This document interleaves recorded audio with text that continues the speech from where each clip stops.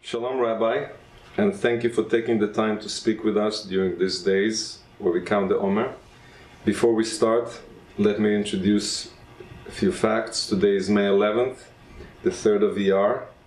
It is Yom HaZikaron, Israel's days of remembrance for the fallen soldiers and for its victims of terror.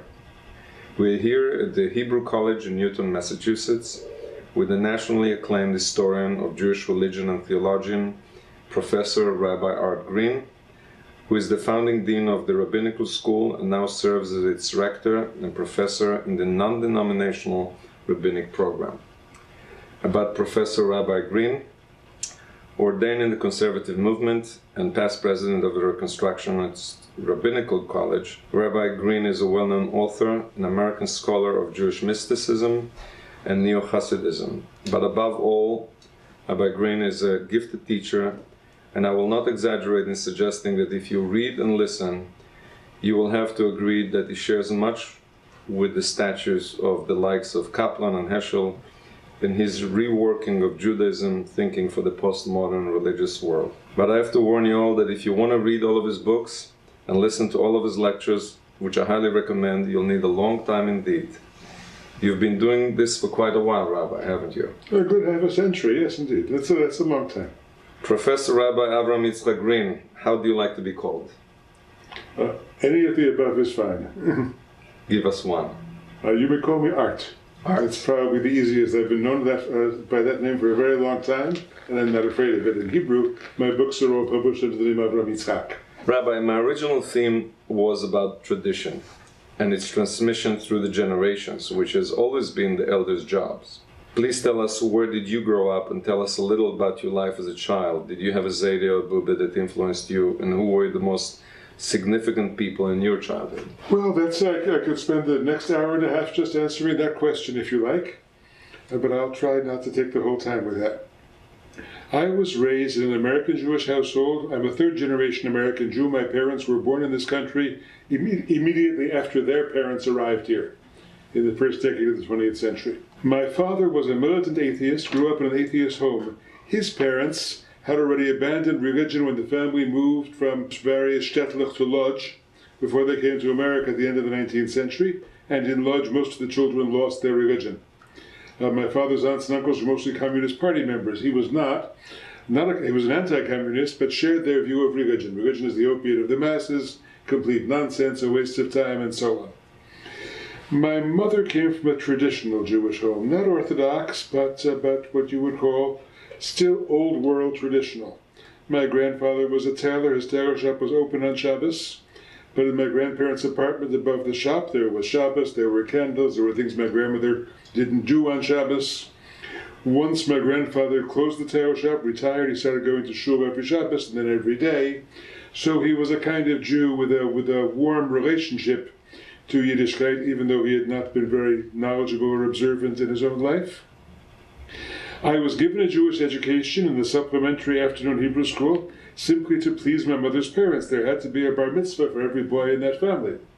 My sister got not a day of Jewish education because it didn't have to be anything for girls. So I was sent to Hebrew school, and I am one of the very few rare success stories of the American afternoon Hebrew school. I went to Hebrew school at a liberal synagogue 3 days a week, and my father said to me when I started, he said, you have to do this terrible thing called Hebrew school for your grandmother, but if you don't like it, you could quit.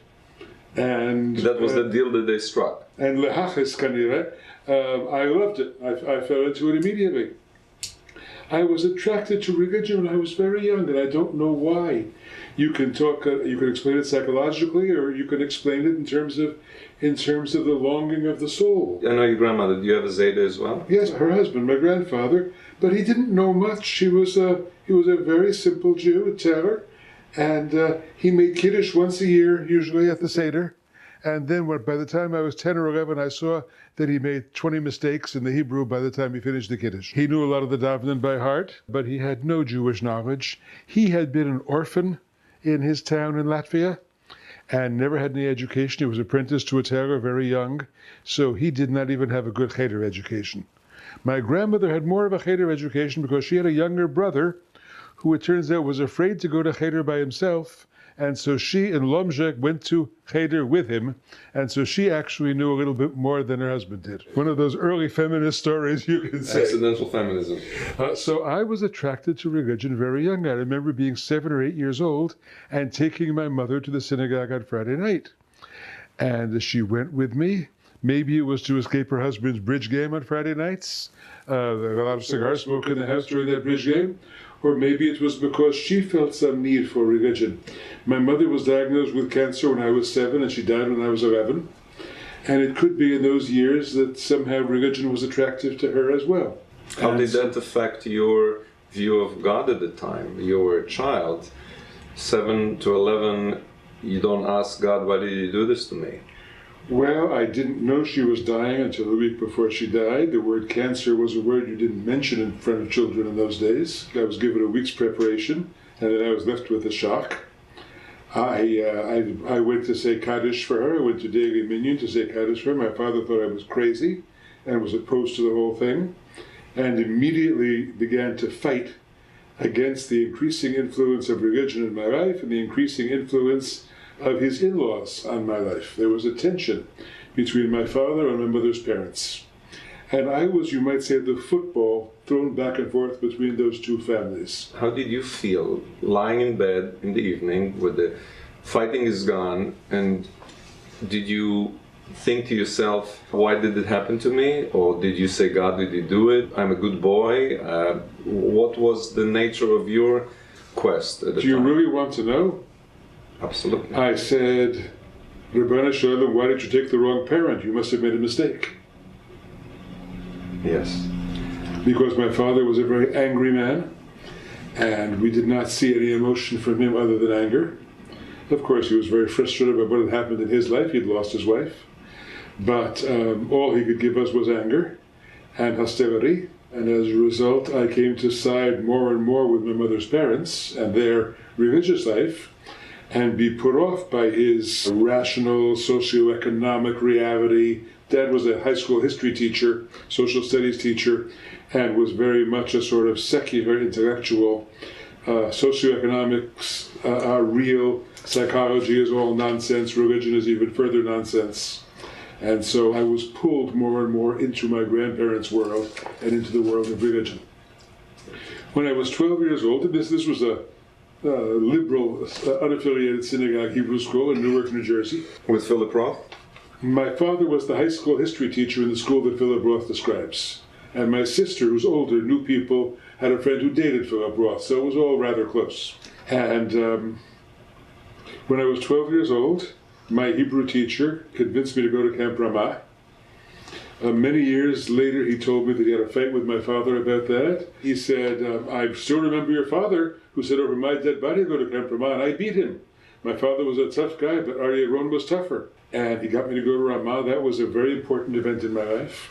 Just to give you an idea of influences, the summers I was 15 and 16 in Camp Ramah, my teachers those 2 summers were Gershon Cohen and Yosef Yerushalmi, later famous Jewish scholars. Because I was a kid who came from a modern Hebrew school, my Hebrew was good. I learned Hebrew quite well, but I'd never opened a page of Talmud. So the camp librarian that summer said, come, I'll teach you your first page of Talmud. His name was David Weiss Halivni.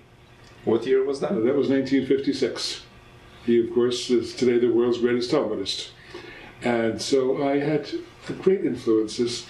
I was an American Jewish kid. Please understand something else. I was an American Jewish kid who was just the right age to gain maximum benefit from all the great scholars and rabbis whom Hitler cast up on these shores because of the war.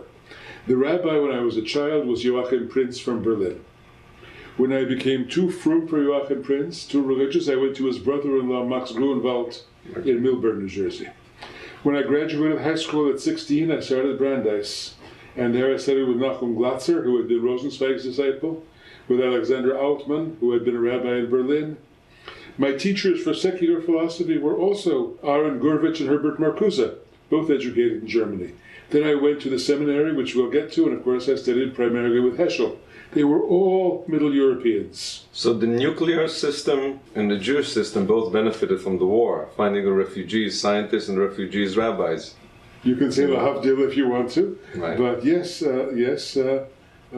country and this Jewish community were greatly enriched by the terrible thing that happened in Europe. Of course, Europe was emptied out, but some of them managed to get here. Being that your family was split in religion, you got interested in Judaism somehow, and within it, you got your identity from Camp Ramah. My kids all went to Ramah, and they are involved, and now there is finally a recognition. You know, a lot of people from Erica Brown and others are establishing the fact that we all knew that camp affects Judaism more. Camp is very important. Right. Of course, in those days, Ramah was really Hebrew-speaking. We had a pact among some of us campers, even on Shabbat, we would only speak Hebrew to one another. We were very committed to it, very serious about it. Was it before Mossad? Mossad also existed at the same time. So, you know, my wife is product of Mossad. Yeah. But, yeah, that period had left a strong identity. But even today, kids who go to camp identify themselves as Jews much more in the modern Orthodox, you know, than kids who just go to day school. My grandchildren go to public school, but I will hopefully see to it that they go to a good Jewish summer camp. So how do you explain that day school is less effective in producing long-lasting Jewish tradition than camp? It's very hard to generalize that way, but the day school education often becomes oppressive and is often too identified with the upper middle class values of the home congregation, with which children become very impatient and of which children become very critical. Success, success, success. That's right. This drivenness to success and this drivenness to the bourgeois lifestyle. And the kids see that that's what the school really values. My daughter tells the following story. She said, Judaism was ruined for me by my day school education. The epitome of that day school education, she says, is when somebody in her high school class was given a Lexus for her 16th birthday. And the whole school, including the principal, came out to the parking lot to admire it. That's the moment in her Jewish day school education that she remembers, and she says that's why day school ruined Judaism for me. So you celebrate the piety of a poor yid in a shtetl, and then you go to look at the parking lot to look at the Lexus. That's right. Whereas in camp, of course, you don't have that. It's informal. People are much more natural and relaxed. There's no fancy dress. There's no competition over clothing. All those kinds of things in a camp setting are different. So now that I understand a little bit about your background and childhood, I want to have a very pinpoint question. When do you remember yourself feeling God independently for the first time? Not the big in the sky, the guy from the books, the guy from history, but when did little Art Green find that he had a moment of connection with God where it was yours? I'm sorry, the story is still not simple. I was drawn further and further into Judaism from the age of 11, my mother's death, down to the age of 18. By the time I started college, I was quite Orthodox, quite fully observant, and was being pulled toward Orthodoxy rather than the conservative world which I had been.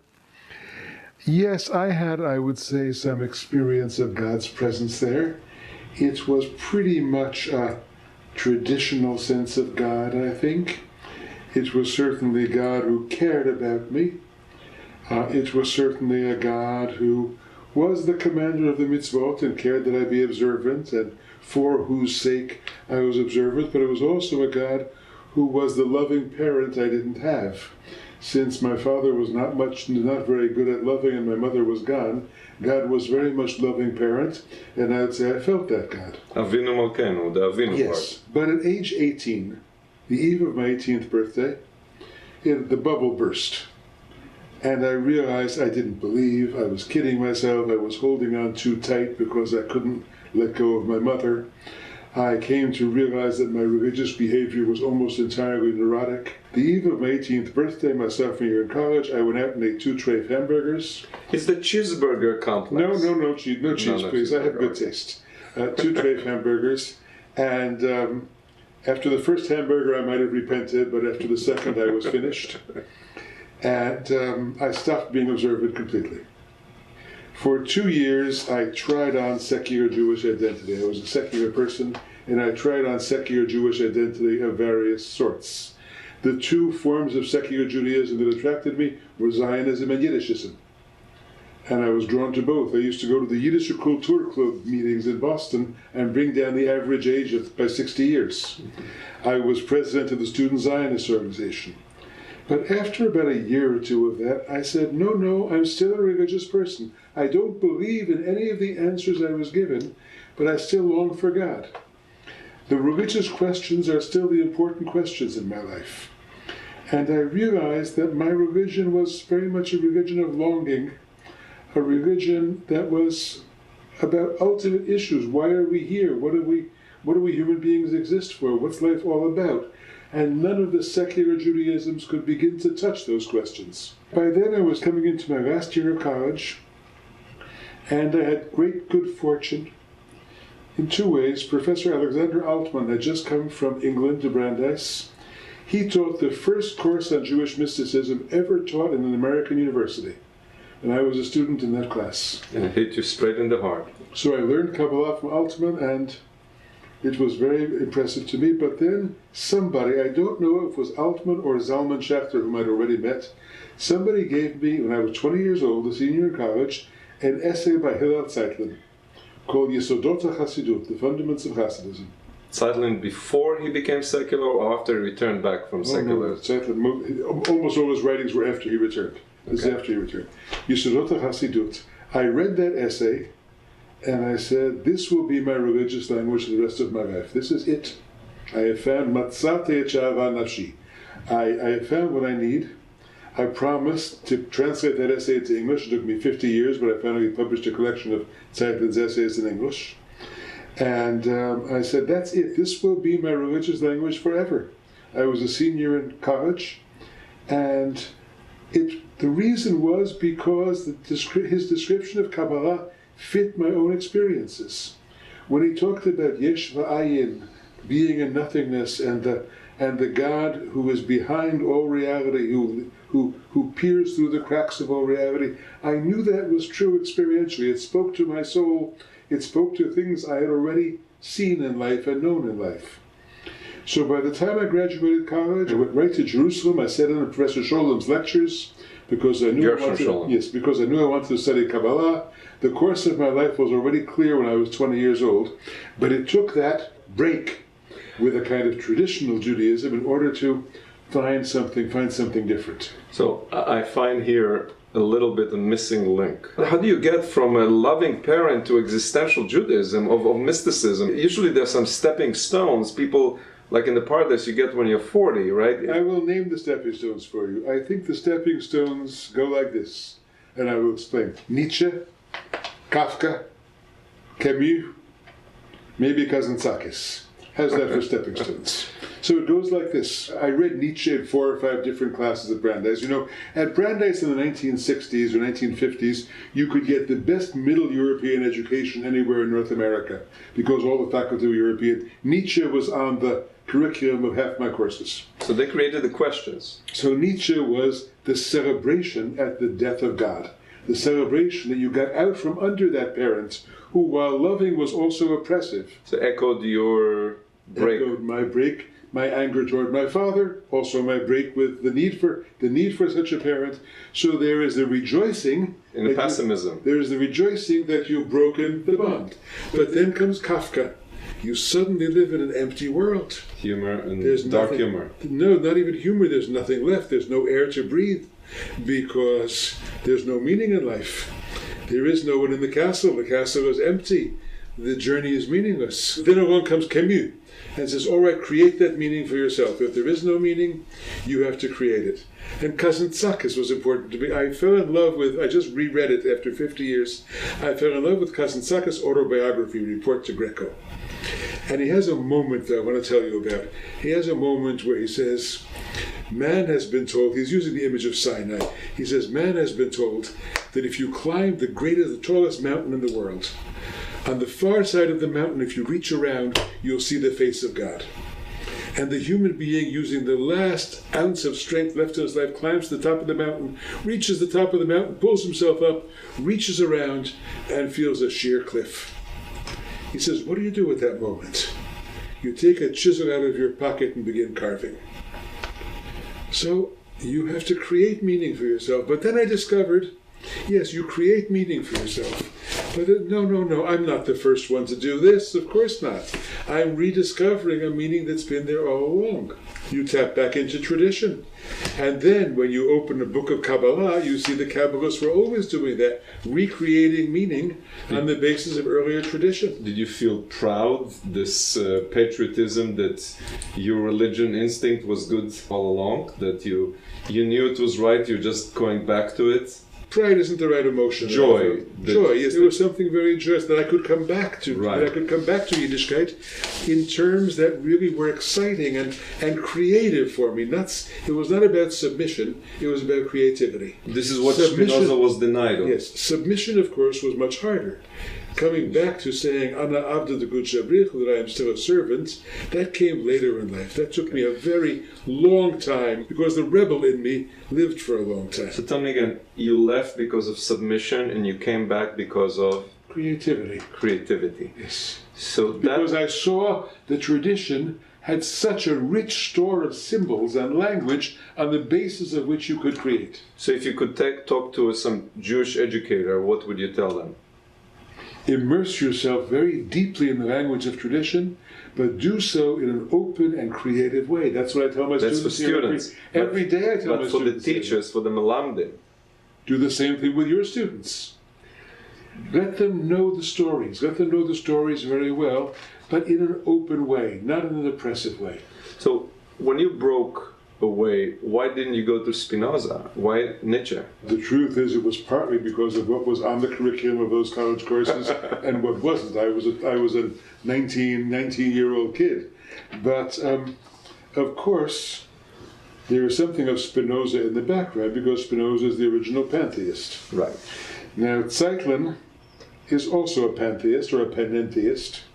Zeitlin has a little note somewhere that was very important to me later, about the difference between the Baal Shem Tov's pantheism and Spinoza's pantheism.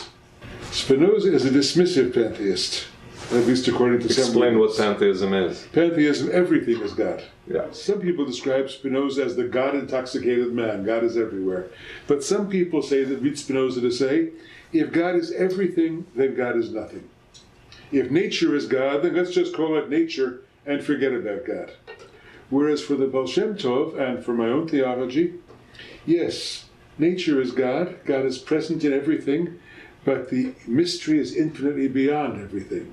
The whole is infinitely more than the sum of its parts. God is bigger than nature. God is bigger than nature. That is infinitely bigger than nature. And that is panentheism. Panentheism as distinct from pantheism. Add another vowel. Another N, another N. You see, and God is bigger than the older that one. N is the missing nun from Ashrei. You see, you bring it back. Ness, which is wonder, which is really what you want. Well, let's regress from intellectualism to real life. I hear that you enjoy being a grandfather, and you do look and sound like a real Zayde. But thank you, that's a great compliment. Which is really what we all need. And that's why we're meeting here, so you'll be our collective Zayde if you don't mind getting the job. It's a good tradition, Saba Kadisha. Yeah. Asel Chasav. Since many families today lack that Zayde exemplar, or the Bube, same thing with the smells and the flavors, in the modern Orthodox world and to the left of it, who do you see fulfilling that role in our younger Jewish education?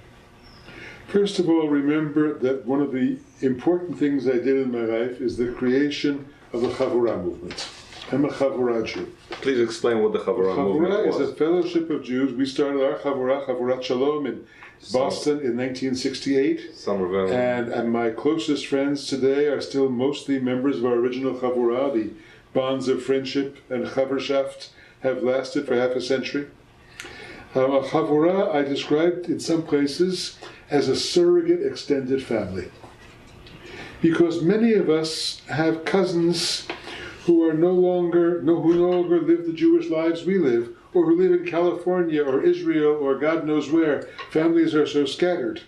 And so a chavura becomes a group of Jews who decide they need an extended family, a fellowship, who become kind of aunts and uncles and bubbas and zaydas for their children. Sounds like a Jewish orphanage. Well, we are all orphans in this generation in a certain way, who become the context for the Jewish life of their families. So that kind of surrogate community is very important to me. Now, I am a bit of a zayda to my students, and that's all right. You know, I was teaching at Brandeis. I was a professor at Brandeis until 13 years ago, and every semester the students fill out a course evaluation at the end of the semester.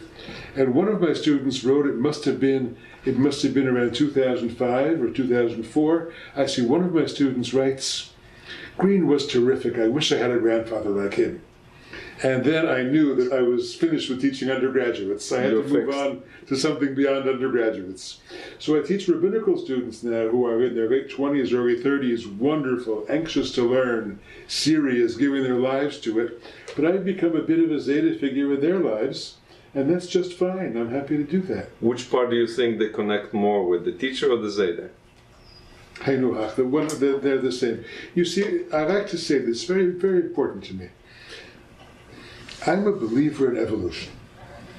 I believe that evolution, and I mean biological evolution and cultural evolution, I believe evolution is the great sacred story. God is to be found in the process of evolution and growth. Now, all of us are participants in evolution. You understand that? Evolution is going on. It's not like the human being emerged from evolution and evolution was over, we are the end product. Evolution goes on constantly.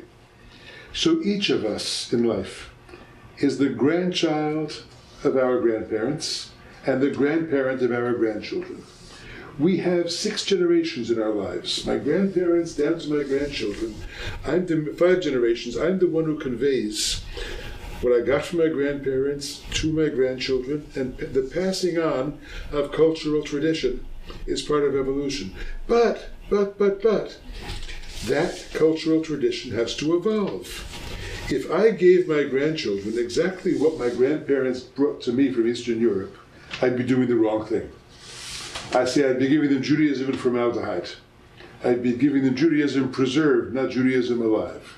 My grandfather was an orphan because a drunken peasant killed his father when he was 3 months old. My grandfather came from a world where there were 2 kinds of people, Yidden and Goyim. Yidden spoke Yiddish and Goyim spoke Goyish, and Yidden hated Goyim as much as Goyim hated Yidden, and that's the way it was. My grandchild, thank God, does not live in that world, and I don't want her to live in that world. So if I gave my grandchild the exact Yiddishkeit that my grandfather gave me from Eastern Europe, I'd be doing the wrong thing. So that's what evolution is. Evolution means that when we pass on the tradition, we have to pass it on enriched by the fact that our generation lived it. We view evolution as biological. But inventing antibiotics is also evolution. Building the brick wall rather than the straw wall, it's also evolution. And you're saying teaching and theology is also can create a vaccine that will give people the reason to live, the reason to confront the environment, to preserve our home, our life, our society. Vaccine is not my word, because that's too automatic. No, there's nothing that. But when you raise your child, it is a vaccine. You're giving him the strength, the tools to deal with life. The tools to deal with life is a vaccine. I hope that vaccines are more effective than our educations are. Education is a vaccine and it's best. Right. If it works. I'm saying, if it works. So you creating a Zayda image, like my Zayda, who held a Sefer Torah, and I saw a picture on the wall, I didn't know until later in life when I agreed to Jewish tradition and observance, this was the vaccine for me. I didn't know it at the time, but when it came time, it worked. So I think the image of evolution as fighting like refugees against the elements is not only biological, it's cultural. Absolutely. And I think that is where I find your edu-theology. It's cultural, it's also theological, because our idea of God has also evolved. We went from a national, primitive, tribal God, among many gods, to monotheism, toward monism, toward God as the inner life of all things. That's an evolving religious tradition. Captain was right about that. How did you raise your children in that confusing world? I have one child, and we raised her to be quite observant at home. We sent her to a day school, and she rejected it. She lives a pretty secular life. She went to camp? She did not go to camp. She went to day school. How did you not send her to camp? Because, well, it's a complicated story. Not important. And your grandchildren? My grandchildren do not yet go to camp, but as I said, I hope they will. My daughter and son-in-law and grandchildren come to visit us for one Friday night a month, along with another young family, and all the holidays they come to dinner, and I am now planting positive and happy and good-tasting Shabbos memories in my grandchildren's lives, which is what I can do. So now to the other children that you have, all the people who don't have Yiddishkeit in their life and they grew up with none, how do you help to bridge the gap, or those who left it, how do you bring them back if there's a value in it? Well, I write and I teach and I speak. Those are the things I know how to do. I just published a little book called Judaism's 10 Best Ideas, a brief guide for seekers, which is meant to be a door opener book for people who have had no interest in Jewish life. They say, what do we still have to say? Because I hear young people now asking a question that we never asked in our day. The question, why be Jewish? Why keep the whole thing going? I could just walk away from it totally. So I tried to write this little book just as a door opener to say, well, what do we still have to say? I write popular things, I write more serious academic things, I still go around the country when I'm invited to do a scholar in residence weekends at synagogues, I speak on campuses, but the question, and I teach rabbis. So the question comes, and I don't know how to phrase it, but you who were so instrumental in the Chavurah, which is an action group, you are now teaching, but Zalman Shlomi Schechter was doing both teaching, but he was also involved in the action. Do you have like a chavurah today that you are involved in? I do not have a chavurah, I have a rabbinical school. We created this rabbinical school here 13 years ago, Hebrew College. I'm very proud of that rabbinical school. I have never been an institutional person in my thinking, but I have created an institution, and we have trained about 80 rabbis now who are out there in the field teaching. I like to think that rabbis trained here have some awareness of what I have to say in my teachings, and so I'm trying to help create a different American rabbinate. Continue the Pirkei Avot. Yes. Rabbi, you're a very inspiring teacher, and I asked you to share with us where do you find that insight. I see when you ask you a question, you actually don't have a ready set answer. You actually look inside for it. And where is your sense of love of God, and how can you love a God that is so omnipotent? For me, love of God and love of life are not separable. My love of God has much to do with gratitude. Has much to do with gratitude for the daily gifts of being alive. Among the lines that are most powerful for me are the daily Sidur al Nisecha Shebechol Yom Imanu V'al Niflotecha, for your miracles that are with us daily, for your wonders morning, evening, and afternoon. I am very much a Heschel student. The sense of wonder is at the core of my religious life in that way. And my love of God means being grateful for being alive, grateful for the gifts I've been given, embracing a sense of love and responsibility, standing in the presence, understanding that there is a oneness. There is a oneness that lies within everything that exists. And for me, saying Shema Yisrael, saying God is one, proclaiming God is one twice a day, is a turning into that oneness. And that oneness brings out a love in me. I respond to Shema Yisrael with Ve'ahavta. A sense going into the oneness of God calls forth a moment of love. Loving that sense that there is an underlying one, loving a sense that I have a heart open enough that I can touch it. and great gratitude for that. I think that's really the core of where my religious life lies. So I love that answer, and I don't know if they make a serum to carry the capsule of that with us. No serum, no vaccine. No. It's all retail. There is no wholesale in this. So I love also what you have to say about prayer, where prayer is itself is part of God. We pray, but why pray when God already knows what we think? And your answer is that God prays with us, through us. It's not my answer, that's a classic Hasidic answer. So it is of the divine essence, and you describe the prayer as holy by itself, not reaching out to the holy, but that holiness has its own presence within us. The divine is in our heart, where God conducts the music and helps us pick the words. And when I see you close your eyes and you're looking to answer a question, I think to myself, there he goes. He goes to that divine box, inner place. And the prayer, we see it as begging for gifts, when in a way it is God inside closes his ears when he hears us, and he says, no, just look around. But in your words, tell us more. You've summarized me well, but it's not my words. The Holy Zohar, the great book of Kabbalah, says people keep asking for things in prayer are like a bunch of dogs barking, huff, huff, huff, gimme, gimme, gimme. Well, that's not what prayer is about at all. I'm the opposite of that kind of prosperity gospel, where if you're a religious person, you get rewarded in the material world. Not at all. It's a matter of inner listening. It's a matter of opening the heart. The real prayer is P'tach libi b'toratecha. Open my heart.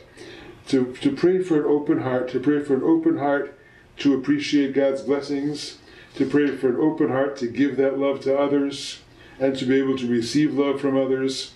That's really the essence of prayer for me. That's the most important prayer. P'tach libi. And it's important to remember that it's not only a heart that got rewarded to seeing beauty, but sometimes, as Shlomo said, a broken heart is the best. That's a Hasidic saying too. That's an old Hasidic saying, "Nicht du a ganze Sach wie a zerbrochen Herz." There's nothing as whole as a broken heart. Right. So you're saying two things, if I can summarize you again. One is the wonder of the world, the beauty, life itself. And the other thing is the zerbrochen heart, the broken heart that leads us to protection and survival. We have to break through that klipa, through that self-defense, so we are liberated from that which protects us. That's right. You catch my translation of klipot as defenses. So please, you say it, because I'm just trying to trigger it from you. I like to say it this way. Judaism, like all Western religions, was based on a vertical model. What's the vertical model? Where does God live? Upstairs. Where do we live? Downstairs. To get to God, you have to build a ladder to go to heaven. That's a very hard thing to do, to build a ladder to go to heaven. That vertical model, understand, predates Judaism. We inherited that from the pagan world. The gods live on Mount Olympus, the gods live in the mountains, then the gods live in heaven, then one God lives in heaven. And it's reinforced constantly in our tradition. The heavens are the heavens of God, the earth has he given to men. Moses goes up to the top of the mountain to receive the Torah. That's all the vertical metaphor. But I like to say there's a second metaphor in Judaism, which is not the vertical, but the internal. Instead of a journey up, it's a journey in. The first place you find that is in the book of Deuteronomy, Sefer Dvarim, where it says, Lo b'shamayim, the Torah is not in heaven, but it's in your mouth, in your heart. So you have to go in to find it. The journey is not really an upward journey, it's an inward journey. I like to say that Sinai is a vertical metaphor for an internal event. A vertical metaphor for an internal event. The journey is really in. Now, if the journey is up, you have to build a ladder. Babel. If the journey is in, you don't have to build a ladder, you have to break through a wall. You have to break through a wall, because you've built a wall around that inner self that you can't get to. That's called a klipa, a shell. In Hebrew, it's called a defense mechanism in our language. Because that inner part of us is also the most vulnerable and wounded part of the person. And somewhere in childhood, once we get hurt, once we get insulted, once we get beat up, once we get screamed at, we start building up defenses against that inner self. So to make the journey in, instead of building a ladder, you have to break through a wall. Breaking through walls is hard. But it's interesting because in the same inner self is also where God is. That's right. That's so right, the pain, the wall, and God. And ultimately the joy of finding God is an inward journey. But sometimes you have to break those walls again and again. You've broken through them and they have a way of rebuilding themselves. You have to go through that again. Rabbi Nachman of Bratslav said, sometimes in the same day I had to break through over and over and over again in one day. Because those walls build themselves up very quickly. So now let's go back to contradictions. And somebody once explained a beautiful term that mystics is a way to unify contradictions. It's a famous Hashva'ata Achdut. The coincidence of opposites is where mystics come to, of course. So now you love and live Judaism, yet are you a halachic Jew? I'm an agadic Jew, I like to say, which is to say the narrative is more important to me than the law. I'm a very traditional Jew. I'm quite traditional in Shabbat, I daven every day and so on, but I don't do it for legal reasons. If you translate the word halacha as practice instead of as law, the way we walk, halacha is the way we walk, I would say, yes, I walk that way. I walk in the halacha. If you ask me, do I observe the law, you immediately raise my defenses and say, no, I don't want it to be law. I want it to be a way to walk. So I live as a very traditional Jew. But really the Agadah is more important to me than the halacha. I don't have a sense of authority. I never ask rabbis shilas. I never ask questions. I do what I sense is right within the framework of a very traditional Jewish way of living. So we are told from an early age that God gave us the Torah, God gave us life, and the Torah tells us to follow its laws and observe God in any and every possible way. It has been the practice of Jews for millennia. Yet you often say that you don't see observance itself as a goal. Then what is the goal? Observance is a means. When observance becomes a goal, Judaism becomes idolatry. And that's the great danger of Judaism. There's so much obsession with the details of observance, you forget what you're doing it for. The answer is, the goal, of course, is dveikut. The goal is an intimate relationship with God. The goal is to be aware, to open your mind, to open your soul, to be attached to God. But if you know that if everything goes, then nothing goes also. Idolatry is also to worship ourselves and our own idols. I don't know what you're talking about. What do you mean everything goes? If I feel that God is in birds, or if I feel God is in radical, not Judaism, in radical fanaticism, if I think that God is in what I feel and I create an image of God, then it's an idol that I created, and I start building idol, and then it's back to Terach. To Terach shop. We are creating idols. You trust that Avram Yitzchak, that art's vision is the right one. But what if you get off the road? It's still the right one for you, but it may be the wrong one. If you don't have a model of Torah and it's halacha as a rule of law, I'm asking it as a method, because you cannot have everyone make their own versions of God and Judaism. I live quite entirely within the framework of tradition. I love tradition. I feel very much formed by the language of tradition, but it is not absolutely authoritative for me.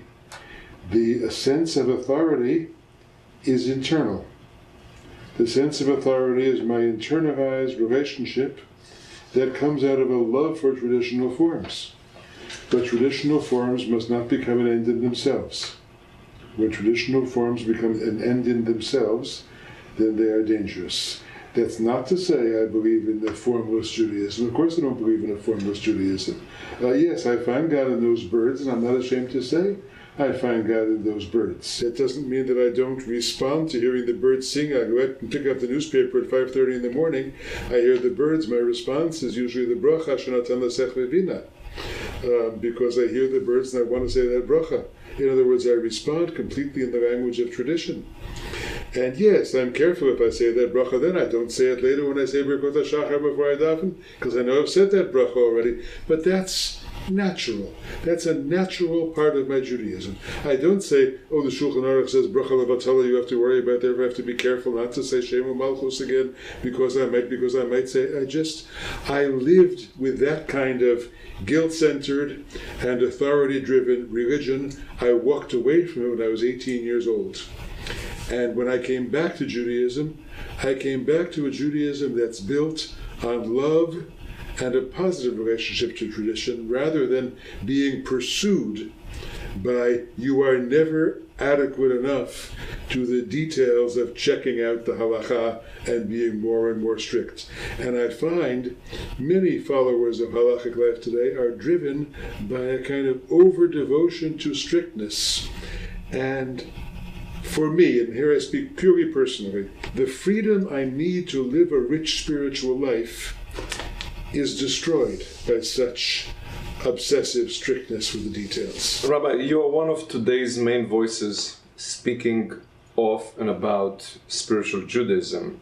You suggest that we need to open our minds and our hearts, and yet at the same token, I hear you say that what Pirkei Avot says, praying, mitzvot, and learning, tefillah, tshuva, and tzedakah, or lo ha-midrash hayakar el ha-maaseh, words are not the essence, actions are. You are managing to hold in your spiritual mystic, neo-Hasidic, both the halachic, even though you say you're not a halachic from authority, and the spiritual. That's a very tough act to do, and you are preaching that Judaism with gusto. And the key for you is love, love of wonder of God, love of wonder of listening to the birds. But you had the magic of seeing it miraculously. Not everybody gets to it. If you are afraid about your success, if you have parents who push you too hard, if your school is driving you too hard, it's much easier to live it all. How do you bring people to see that beauty? Well, you have to educate them in a different spirit. So let's go back to camping. You get kids in camp and you get them up at sunrise, you get them listening to those birds, and you train them to that sensitivity. Religious education has to be partly cultivation of the soul. Cultivating religious sensitivity is a very important part of what we have to do. I had a friend who was a wonderful Jewish educator who gave the kids cameras and had them do very close-up nature photography, watching flowers blossom, watching the process of flowers blossoming, and then learning that that was a Jewish thing to do, and that was something you said a bracha over. So cultivating spiritual sensitivity, and that includes moral and ethical sensitivity, of course, as well as sensitivity to nature, is very much a part of what we should be doing. When I went to Hebrew school, they had a card. You had to check off how many pages from the Siddur you had memorized, and you got a check for Adon Olam, and a check for this, and a check for that. Star. But nobody checked off when you became a decent human being. Nobody checked off sensitivity. Nobody checked off Menschlichkeit. So we have hard things to educate people for. And yes, you have to take people out of the atmosphere of this very competitive, aggressive, you've got to get ahead. The drug of choice in the North American Jewish community is success. We are too driven by being high achievers. Our kids have to get into Harvard or Yale, otherwise they're not worth talking about. You go to a synagogue on Friday night, I visit many synagogues, and they announce the kids who are graduating high school and the honor roll, how many honor roll kids? So what happens to the kid who's a C student, who's a very nice kid, who's good to his grandparents, who's a very decent human being, but who is not the chief succeeder? Well, either Chabad picks him up, or some missionaries pick him up. because he's not rewarded in the Jewish community. He's not good enough to be rewarded in the Jewish community. That's the danger of this drug of success to which we Jews are too much addicted. So that's why you go and teach spiritualism and mysticism. I had an idea that mysticism is the verb. Mysticism is a noun. God is a verb. No, I think for spirituality, to be a mystic there's no verb for spirituality. You cannot spiritualize, right? But you can mysticize. So I heard that the difference between faith and halakha.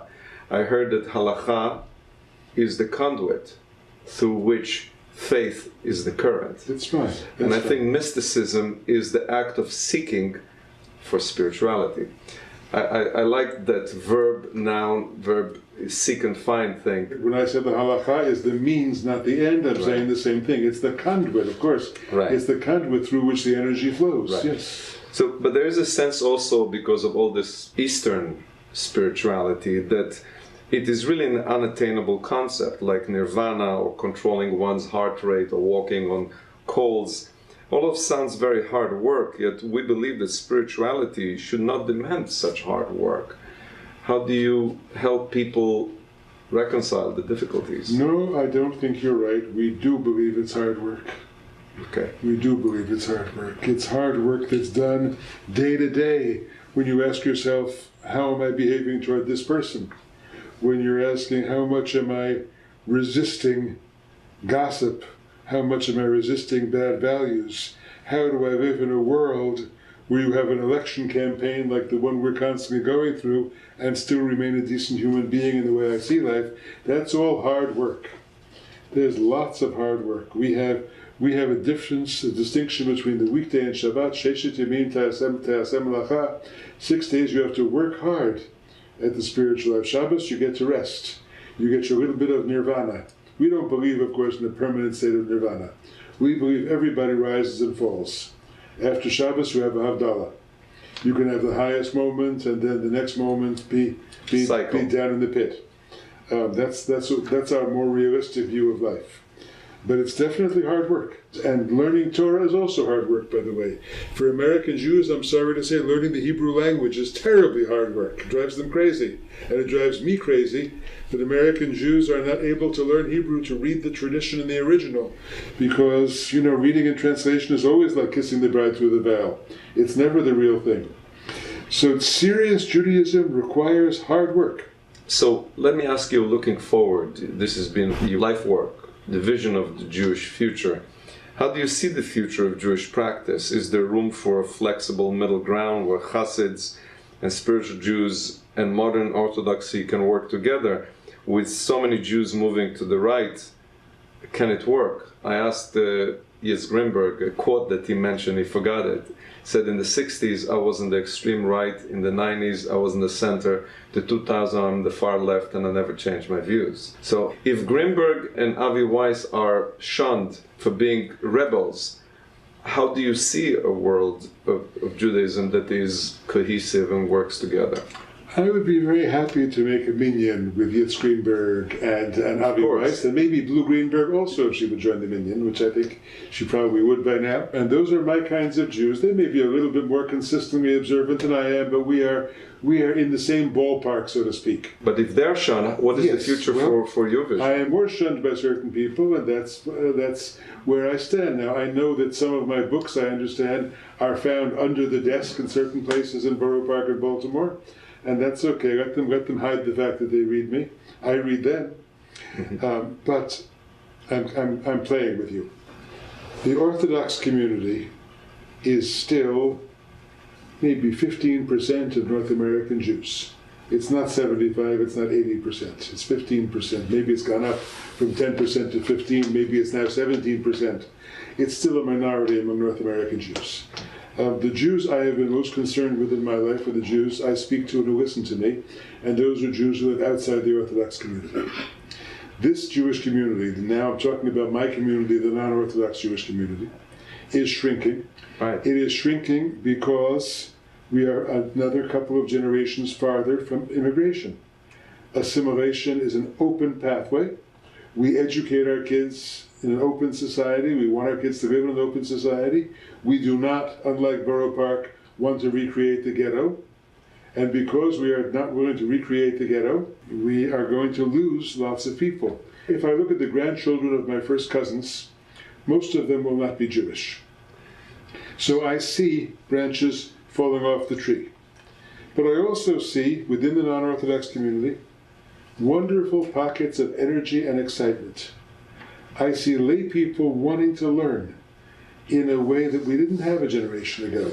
Programs like Wexner and Maya and Melton and so on are teaching all kinds of people who have a tremendous desire to learn and to give. I see a lot of Jews who think of themselves as secular and yet still have deep Jewish values rooted somewhere. I look at the boards of all the organizations for progressive values and human rights in this country, and I see large minorities, if not majorities, of Jewish names. But they I say the memory of having been slaves in Egypt still lives inside the Jewish heart. So I don't think we're about to disappear in this community. It is shrinking, and we have to accept that it's shrinking. That's the price of living in the open society. But the Torah said a long time ago, Ki atem ha'ma'at mikol ha'amim. God does not love us because we're many. We are a small people. And we might becoming a smaller people. I regret that. I wish I'd had more children. I have one child. I have 2 grandchildren. I wish I'd had a bigger family, but that's you have all of the people who that's the way God decreed it in my case. But I have a great many Talmidim and Talmidai students and second generation of my students who learn from me, and I feel that I in some ways have raised them to be Jews too. Well, they said that the teacher is like a parent. Like a parent. Yes. So I feel that something will go on, and it's a Judaism with the kind of values I want to stand for. If I had a choice, would I live in the Haredi, would I live in the ultra-Orthodox community? I can't do that. I made that choice. You know, when I was 20 years old or 22 years old, after I read Zeitlin, after I started coming back to Chassidut, I spent some time around the Hasidic communities of Brooklyn. I had a friend who was a Baba for Chassid, and I visited Baba and Chabad a little bit. And I thought I could never be modern Orthodox. That was not even Baba Cheshbon. It was not even part of the account because of the obsessiveness about halacha without the deep spirituality. I saw that it lacked the deep spirituality, and it didn't attract me at all. But the Hasidic world did attract me. And I said to myself, I was a rabbinical student at JTS at the time, I said, maybe I should come here. And then I began listening to those young people talk about non-Jews, and talk about non-Orthodox Jews, and talk about women. And I understood in 100 years I couldn't adjust to living in that community, because there were very deep values I had as a Western person, as an enlightened Western person, that I was not willing to check at the door. And so I made my choices, and I'm very happy that I live in this heterodox Jewish world that I do. So they were using the Torah words, but they didn't know what that means. I cannot judge other people. These people were all children of Holocaust survivors, and I do not preach Brotherhood Week to Holocaust survivors. Yeah. But I couldn't go there. Rabbi, you speak of 2 battles that Judaism fought and lost in modern times. One is the evolution, and the other one is biblical criticism. But I feel that it is maybe a little different. First, most modern Orthodox or even Hasids thinkers live very well with a theology that includes evolution. God has tools that execute its will. I would find it archaic to think of God that counts how many drops of rain had fallen in Newton, Massachusetts at 7:30 a.m. So I don't see that Judaism lost the battle. I think it just there were influences and it adapted evolution as part of its will. Maybe people in the far, far, far right don't live well with it, but in the world that we're talking to, evolution is not alien to Judaism. But the part that is really difficult for me is the whole idea of biblical criticism or documentary hypothesis, or better known by its popular term, who wrote the Bible? Friedman and so on. And aside of scholar and the very left wing of Jewish intellectual, most of Jewish world finds the divine authorship of the Torah as a basic tenet of its belief. You quote the Torah all the time. It's hard to live in a world where we believe in the Torah, and yet we made the Torah ourselves. And I find that scholarship, when I've attended classes with modern, whether it's David Kramer and JTS or Harris and others, I find the scholarship faulty. I find it very not listening to the Torah that speaks for itself. And I'll give you an example. Like, your name is Avram Yitzchak. In 1,000 years, if somebody finds the documents, they'll think there were two of you. Right? Avram and Yitzchak. God has two names. Well, why can you have two names and God not? The doublets in the Torah come for reasons of, there are reasons, style differences. You write in style differences. You talk sometimes passionately, sometimes you talk authoritatively. I hear the scholarship, and one time they say there's no proof, and then they look at proof. I cannot live in a world where the Torah and Moses didn't come with it, or there's no divine authorship of the Torah. Please help me live with that. Judaism was not much involved in the debate about evolution. The battle against evolution was primarily carried out in the Christian community rather than the Jewish community.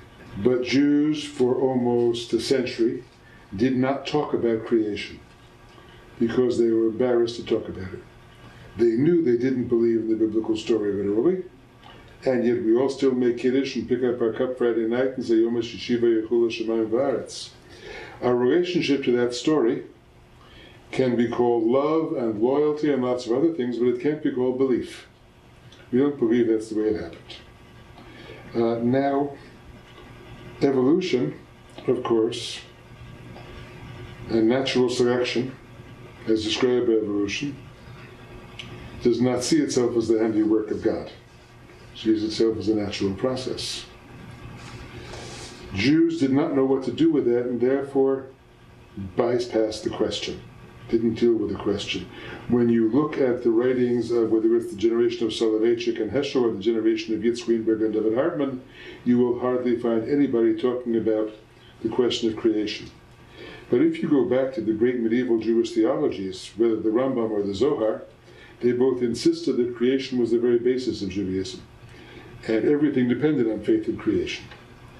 So the question of what we mean by creation and how we deal with evolution is a serious question.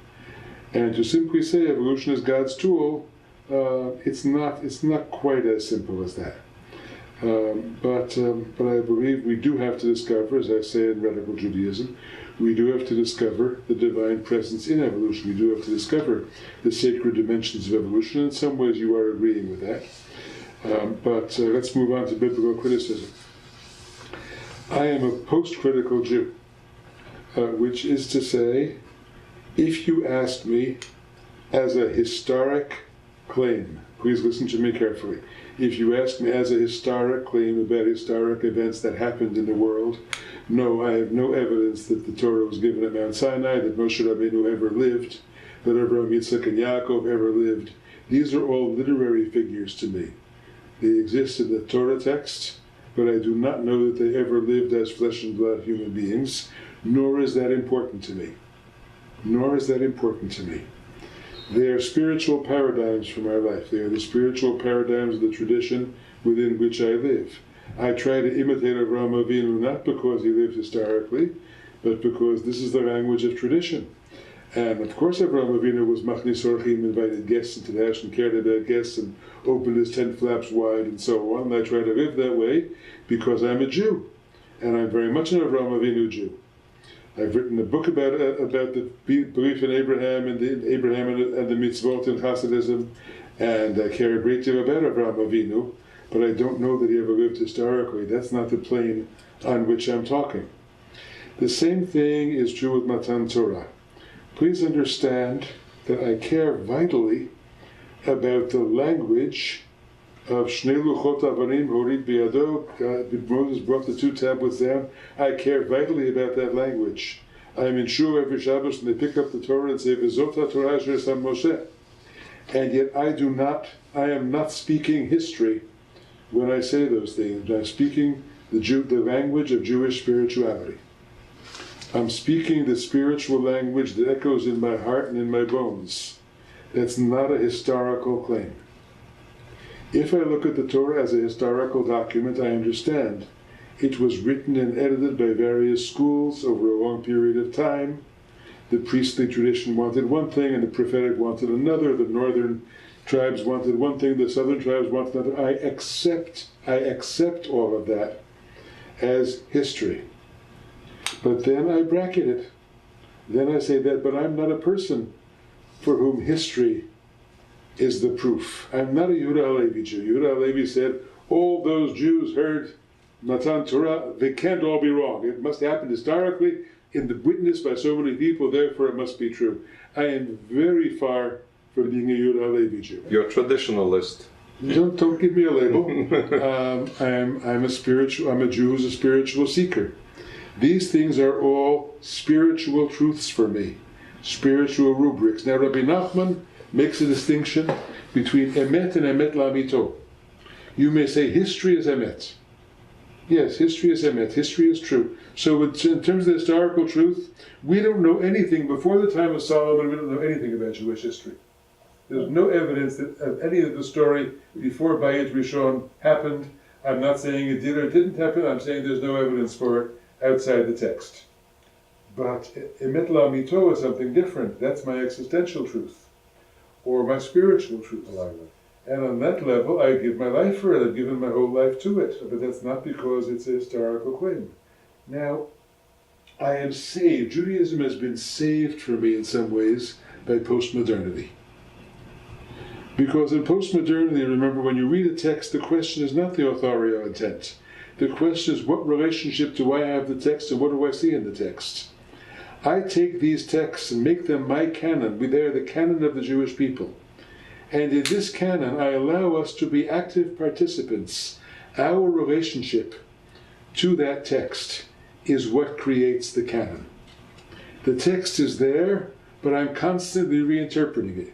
And you emphasize on the personal. I like you that. You may say, how can you constantly reinterpret? How can you say, Shivim Panim LaTorah, the Torah has 70 faces, if the Torah wasn't given by God? That indeed is what Gershom Scholem said. He said, once we no longer believe literally in Torah Min HaShamayim, it's finished. Then all we can be is scholars and tell the story. Mordechai Kaplan said the same thing. Once you're no longer a believer in the literal revelation, you are outside. And I refuse to accept that. I am a post-critical Jew, which means I accept the historical claims of criticism, but I then go back and say, yes, but what's important is not the pshat, it's the drash. Our spiritual life lives in the drash. I have lived through a period, the Chavurah movement, the Jewish women's movement, when I've seen a rebirth of Midrash, where we take the story and let the story live for us, and bring the story back to our lives. I want to tell you a favorite Hasidic teaching of mine. It comes from the Sfas Emes, from the Ger Rebbe, whom I spent a lot of time reading, and I did a book of his teachings in English. The Ger Rebbe several times comments on the blessing after the Torah reading. He says, the blessing says, Asher natan manu Torah emet, b'chayei olam nata b'tochenu, baruch atah Hashem notei Torah. Thank you, God. God gave us the Torah and implanted eternal life within us. Blessed is God who gives the Torah. Here's what he says. He says, Asher natan manu Torah emet, that's the written Torah. God gave it a long time ago. I would say the tradition gave it to us. That's okay. Chayei olam nata b'tochenu, he implanted eternal life in our midst. That's the oral Torah. The oral Torah lives in us. We are the oral Torah. Torah Sheba'al Peh is not a set of books on the shelf. It's our relationship to the text. And only when the two come together, Natan Lanu Torah Emet and Chayei olam nata b'tochenu, only when the written and the oral Torah come together, what happens? The verb changes from the past tense to the present tense. Instead of Asher Natan, it's Noten HaTorah. God gives us the Torah through the process of our reinterpretation. God is always giving us the Torah. That's a very postmodern reading. Through the process of reinterpretation, the Torah is being given again. And then it doesn't make any difference what the historical claim is. Because the Torah that lives for me is the Torah that's being given again and again and again. Love that. And before the last question that I want to say is that what I love about your methodology is most rabbis want to go to the sources and live within the page. And you are courageous enough to say, I am who I am because of my personal reasons. My Judaism, my interpretation is personal. It empowers me and I want to empower you. That's what God does. He doesn't want us to be just parrots. He wants us to be liberated and yet empowered. There's a famous Hasidic story, of course, Hasidic parable about the parrot. Yes, the king has a parrot and trains the parrot to speak and so on. I won't go there. But yes, I want to go to the source with a capital S beyond the sources.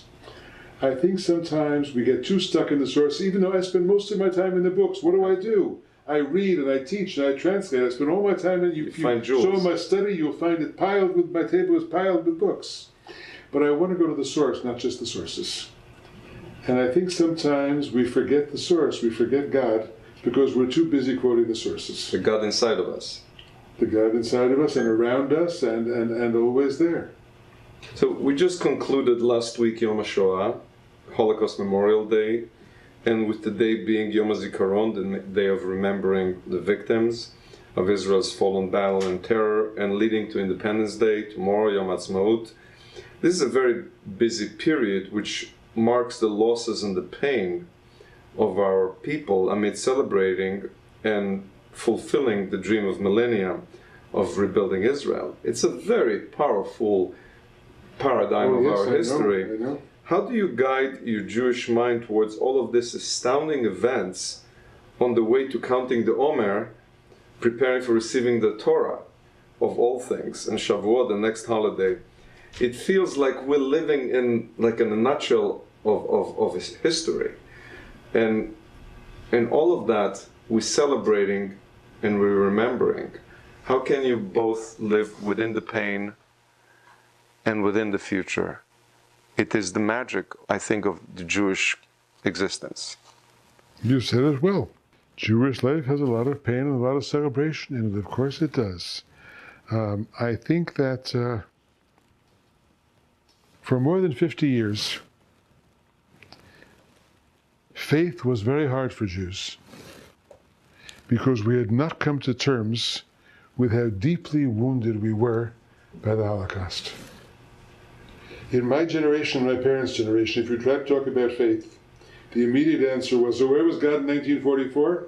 And that was the end of the conversation. I think the recovery of the Jewish mystical tradition in the past 20 years and the tremendous growth in Jewish spirituality and meditation represents a certain healing of the Jewish body politic. Hope. Not that we're forgetting, but that we are healing from the terrible, terrible wounds. A third of the Jewish people was killed. 2/3 of us are survivors. I think that was such a body blow that we didn't quite realize that it's taken us 50, 70 years to begin to recover from it. But I think healthy genes are emerging, and we are beginning that recovery process. The Sfirat HaOmer is all about the pain of Mitzrayim to Matan Torah. For me, Sfirat HaOmer is really not a mourning time. I don't care very much. It's a proverbial escalation from the pain to the hope. It is a movement. It is a movement from that journey from Egypt to Sinai. And it's a very important journey. From the Holocaust to spirituality? Yes, you could say that. That's what I was hoping. That recovery is there. And of course, our celebration of Israel has something to do with that. Wonderful.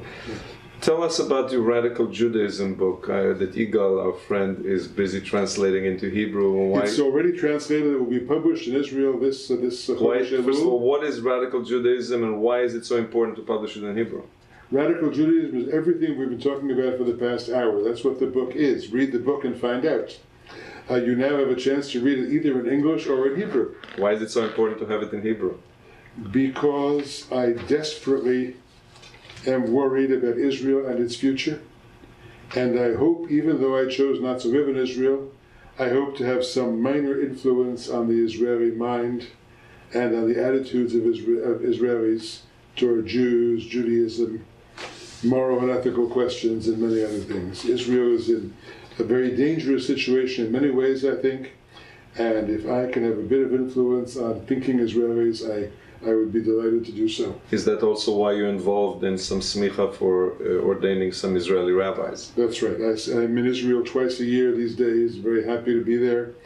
Many of my closest friends are there, and I feel very much at home there, especially in Jerusalem, where I've spent a great deal of time. So what Avi Weiss is doing with Cholove, you're trying to do in Israel for different reasons, but in different forms, but at different... That is saying much too much. That comparison is saying much too much for me. No. What Avi Weiss is doing at Cholove, I'm doing here in Boston. Okay. I also happen to be involved in something in Israel, but I'm not on that scale. But the intent is to create leaders, teachers... I would like to create a new kind of leader and teacher of a post-denominational Judaism in Israel, yes. In a very native Israeli way, which I can't do. I'm an outsider to the native Israeli experience. I recognize that, but as a guest, I like to think I have something to say to those people. I enjoy when you talk about Heschel and how we associate Heschel with a very New Age Jew, but he would rebuke you. He was more conservative than what people see today. He was a very complicated person, like we all are. Right. Heschel was a very traditional Jew, but Heschel was also a Holocaust survivor. He lost a mother and two sisters in the Warsaw Ghetto, and he never forgot that. So it's not simple being a Jew in the post-1945 world. So I told you that one thing I ask all the rabbis that I interview is to give us a song from a Zmira, from Beit Abba, from Yiddish, from something that means something. I'm not a singer. Nobody is, but I like when we emulate our Tish from where we grew up, and the voice becomes nicer when we sing. There was no Tish where I grew up. I know, but you collect... But when I was quite young, I had the good fortune of meeting my teacher and mentor and friend, Zalman Schachter Shalomi. And he sang for me in a way that I will butcher because he was a great musician. I'm not a musician at all. He sang for me the Belzer Nigun to one of my favorite of all the Zmirot, and that is Kel Mistater, El Mistater B'Shavrir Chavyon, which is a Zemer for Shalashidis. And the first verse of it, as in my totally non-musical memory of Zalman's wonderful rendition of it, but which I still sing frequently, I sang it this past Shabbos, goes something like this. Kel mistater b'shafrir chavyon hasachel hanelam mikor hayon ho'ilas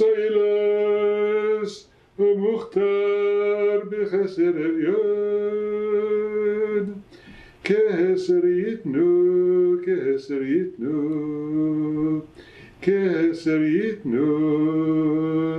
lecho Adonai. It's beautiful. You know what Zalman did when I interviewed him? I did it over video online. We did it on Skype. So he says, just stop. Let me make a bracha for the interview. Yeah. This is like... Zalman had a spontaneous, momentary creativity like that. Zalman could take an ordinary vachadika moment and make it into something great. I have never known anybody, I've known many smart people in my life, I've never known anybody who could think on his feet as quickly and creatively. Not think, act. Think and then act. Yeah. Right on his feet. The chisaron of it was Zalman never prepared for anything. Right. He was so good he didn't have to prepare. He also had 10 kids. Yes. When I was president of RRC in Philadelphia, I had Zalman teaching courses. Wow. Some of the students were unhappy because they never covered what was on the syllabus. Zalman would come in and say, Kinder, what do you want to talk about today? And it would be brilliant. But they would look and say, but we never got to the 17th century. But he taught them what you try to teach them, that it's all inside, and it's beautiful because we believe the story that you said about Midrash, that in the mother's womb the child knows all the Torah and then he has to relearn it again. I've just been reading a beautiful, beautiful, beautiful teaching of Shlomo Carlebach called the Torah of the 9 months. Right. Which is the Torah, what Torah do you learn in the womb? Beautiful teaching. I love it. Rabbi, thank you. And I hope that some of the things that I said which were meant to trigger things didn't come across as... It's okay, we did it.